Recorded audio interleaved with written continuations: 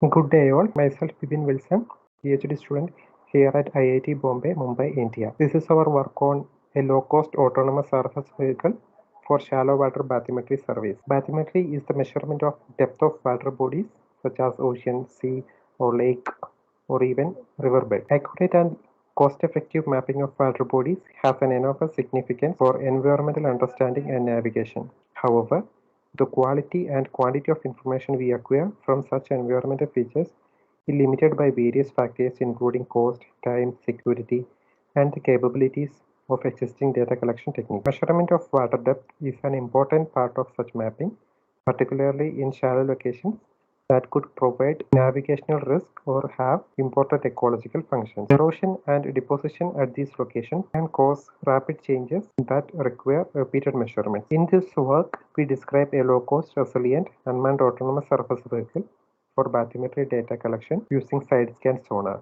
We discuss the adaptation of equipment and sensors for the navigation control and data collection for the bathymetry data, and also give an overview of the vehicle setup. This autonomous vehicle has been used to collect bathymetry from the Powai Lake in Mumbai, India. So we used a catamaran kind of structure for our autonomous surface vehicle. Catamaran structures have higher stability due to the wider beam, lesser power requirements due to smaller hydrodynamic resistance, and shallower throat, which helps in shallower areas. Since the acoustic and ultrasonic signal generated by the sonar transducer should be perfectly coupled with the water, and the sensor should also be shielded from the effects of turbulence, design of the components, propellant, and sensor placement was planned accordingly as shown in figure. To ease the implementation, we selected a readily available catamaran hull and 3D printed the required structure on them to safely incorporate the electronics components. So these were the main electronics components we used. So sonar we choose Hummingbird Chirp side imaging GPS G2, and controller was Pixox PX4, and positioning system was GNSS U-Blocks Neo MI10, and we used differential mode of control for the driving our vehicle, and for that we used two brushless motors with the electronic speed controller ESC, and we used two power supplies, one for the sonar and another for driving our vehicle. So to drive our vehicle, we have two 8000 milliampere lithium polymer batteries.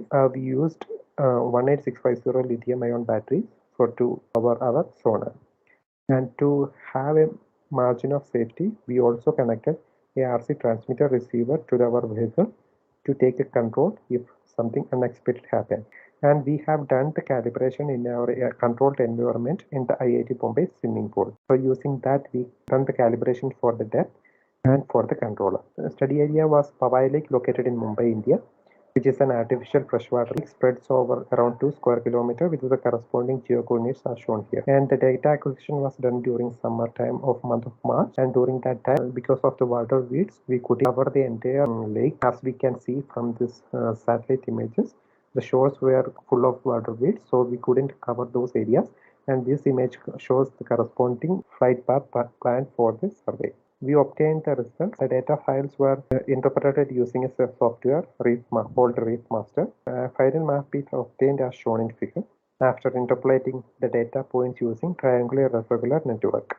Following findings were obtained from the we had obtained a total volume of lake as around 4 million meter cube and total mapped area of around 1.7 lakh square meter, and the average depth measured was around 2.1 meter and the maximum depth obtained was 5.83 meter. The results of the survey shows that the technique is suitable for monitoring in shallow areas. The independent system can remain on duty as long as we have enough energy, and the autonomous system can adjust on-site environmental changes itself or to survey tasks with advanced mission planning or decision-making capabilities on board. The modest size of the model decreases the likelihood of wind catches since the top half is aerodynamic and has little surface presence.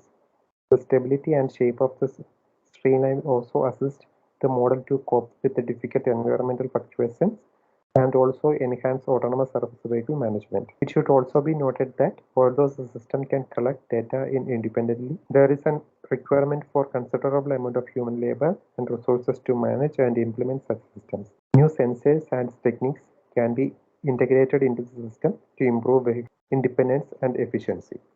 Thank you.